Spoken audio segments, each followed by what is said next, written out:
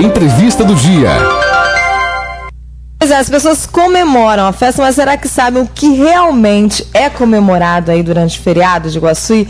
Por isso, hoje aqui no estúdio do Jornal Sou Capixaba, pesquisador e professor de História, Miguel Teodoro, vai tirar algumas dessas dúvidas e contar, por que não, um pouco da história de Iguaçuí. Muito bom dia, Miguel. Prazer tê-lo aqui com a gente tão cedo aí no jornal. Bom dia, Andressa. Bom dia, Fabrício. Bom dia a todos que nos ouvem. Para mim é um prazer enorme estar aqui buscando contribuir um pouquinho aí a respeito da nossa história. Feriado 29 de setembro, tradicionalíssimo aí.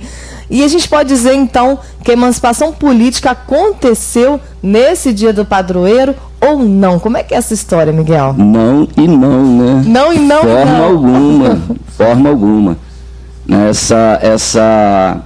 Essa comemoração de 29 de setembro, né, que é dedicada a São Miguel, ela é milenar, não é isso? Se a gente for buscar direitinho, São Miguel, de modo especial, ele era comemorado em 3 datas diferentes por ano, né? 24 de outubro, 29 de setembro e 8 de maio, não é isso?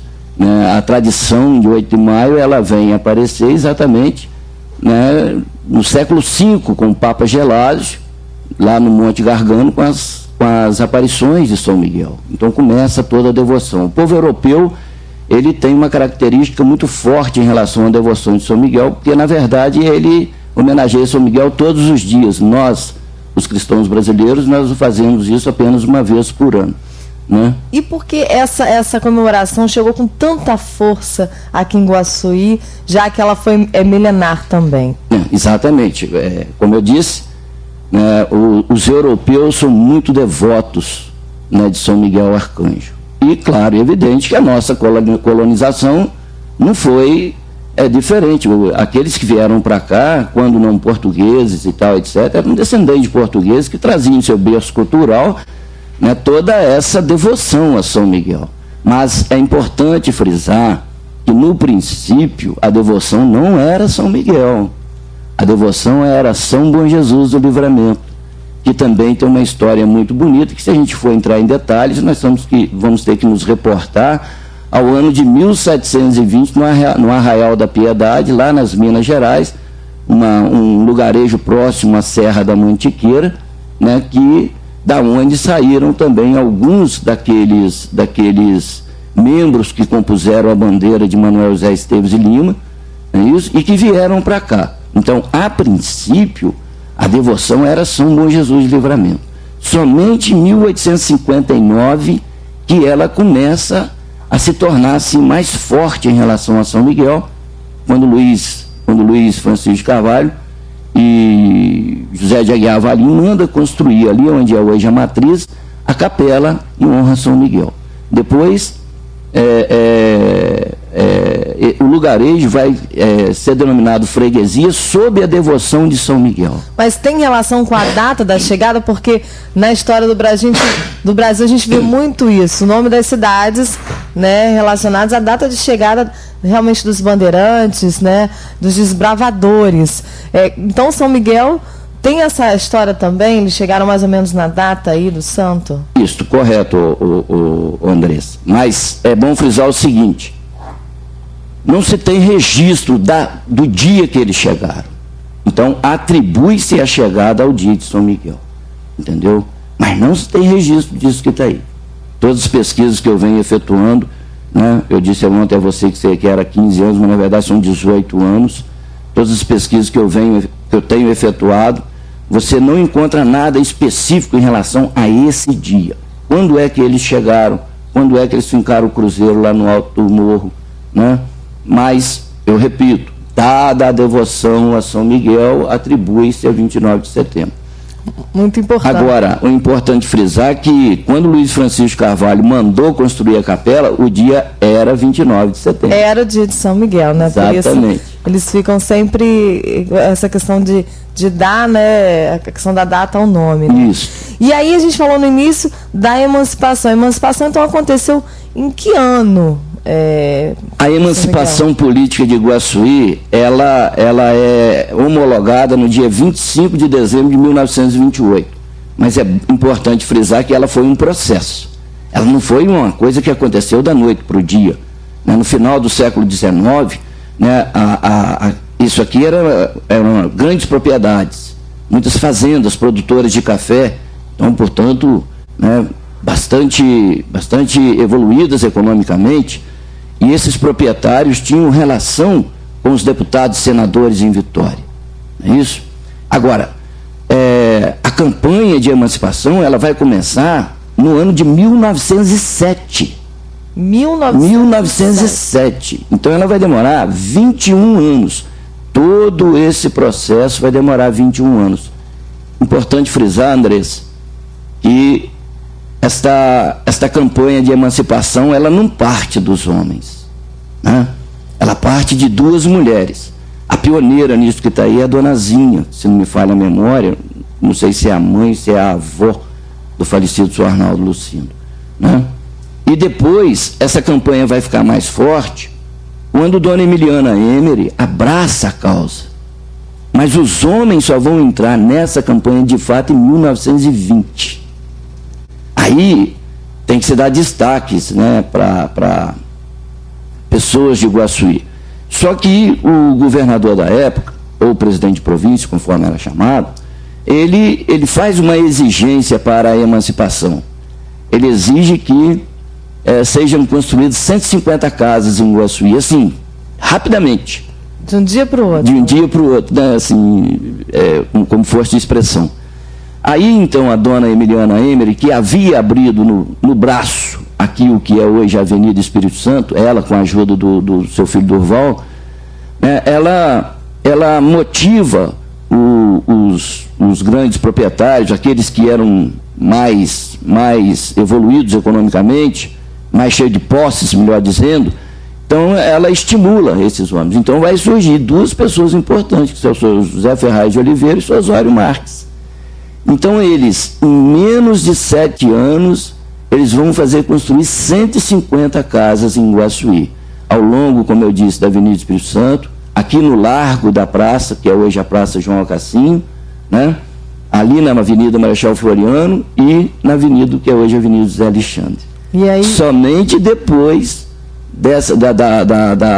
da comprovação dessas 150 casas construídas, é que o presidente da província, ou o governador, vai assinar, né, o decreto, a lei, e vai dar a Iguaçuí o status de município. Mas, veja bem, ainda não havia sido emancipado de fato. Só no ano seguinte? Só no ano seguinte que isso vai acontecer.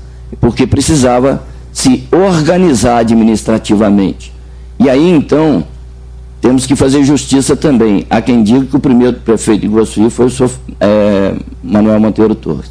Mas veja bem, o primeiro administrador político que deu áreas de organização política foi o doutor Suetônio Peixoto, que foi um interventor nomeado pelo presidente da província para cuidar dessa parte, dessa primeira fase da administração política de Iguaçuí, até a implantação da Câmara de Vereadores e a eleição do prefeito.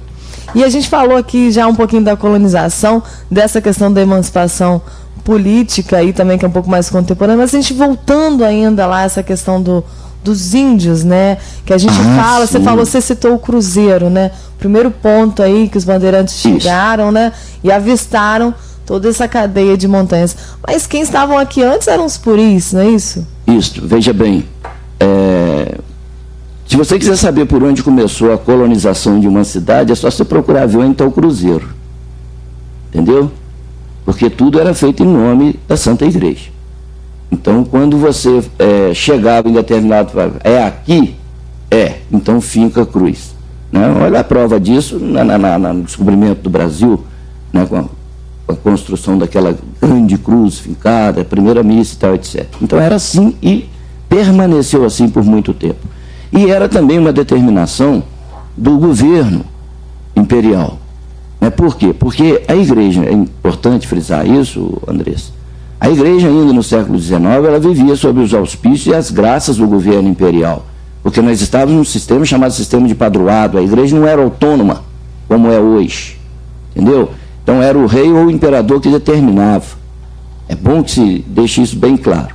Então, E como era o rei e o imperador que determinava, a igreja ela simplesmente avalizava. Então, eram nomeados bandeirantes, expedições eram criadas e tal, etc. E com o sentido realmente de desbravar a terra. Ora, esses bandeirantes que aqui chegam, eles vêm das Minas Gerais. Então, partem de lá por volta de 1820. Então, o que está acontecendo em 1820? Se a gente buscar no século anterior, nós vamos ver que no último quartel do século XVIII, começou a decadência aurífera na região das Minas. Então, aqueles filhos daqueles prospectores de ouro e tudo mais, que haviam falidos e tal, então eles empreendem bandeiras e saem em busca de novas terras, novas riquezas. E eles tinham o aval, como eu disse, de El Rei. É isso? Nesse sentido, então, em 1820, vem para cá o Manuel Esteves Lemos com um pequeno exército de 72 homens. E eles não vêm para cá para fazer caridade. Agora, nesta região aqui, ao largo do que compreende hoje, se pegar de Carangola para cá, Maiuaçu, Maiumirim, Fervedouro, né? Você pega aqui por lado de Bom Jesus, Itabapuana, Bom Jesus do Norte, Apiacá, e São José do Calçados, Alegre, tudo. Toda essa região, Guaçuí, claro, Bitirama, São Lourenço, Douro de Rio Preto, então toda essa região era habitada por índios, os puris coroados. Um centro de concentração na nossa região aqui ficava em São Pedro de Rates. Em São Pedro. Em São Pedro de Rates, por incrível que pareça. Né? Aqui onde é hoje o GTC, ali também era uma aldeia? Uma aldeiazinha de índios. Né? Eu falo isso porque ali onde está o clube hoje era ocupado exatamente pela minha bisavó. Nossa, muito interessante. Entendeu? Essa história, né? Que se entrelaçando, né? Isso. E aí você estava falando que é muito difícil, às vezes, achar essa documentação, essa exatidão. A documentação de Guaçuí, essa documentação mais antiga, é difícil acesso, a gente encontra mais na capital, como é que é? Andressa, documento existe e o acesso a esses documentos não é muito fácil, tá? Então, para que você chegue num arquivo cartorário ou qualquer arquivo público que seja para pesquisar, você tem que ter uma identificação como pesquisador, né? Você tem que ter uma referência, uma indicação, não é simplesmente falar assim, fui lá e busquei, né? Eu, graças a Deus, tive muita sorte nesse sentido, porque eu fui pesquisador do CAPES, né? Através do qual eu fiz meu mestrado, e eu tive a oportunidade de buscar no Arquivo Público Mineiro, no Arquivo Nacional no Rio de Janeiro, né, no Arquivo Eclesiástico de Mariana, entendeu bem? Né, no Arquivo do Cartorário de Tombos. Esses locais, o que eu estou citando aqui, existe documentos da história de Guaçuí. Então eu vou repetir, olha, Arquivo Público Nacional, Arquivo Público Mineiro, né, Arquivo Eclesiástico de Mariana. E na Casa dos Contos, por incrível que pareça, você acha alguma coisinha em Ouro Preto, né? Você vai achar no Arquivo Eclesiástico de Vitória, né? Mariana e Vitória. Em Alegre você acha documentos a esse respeito, Cachoeiro você vai achar, entendeu?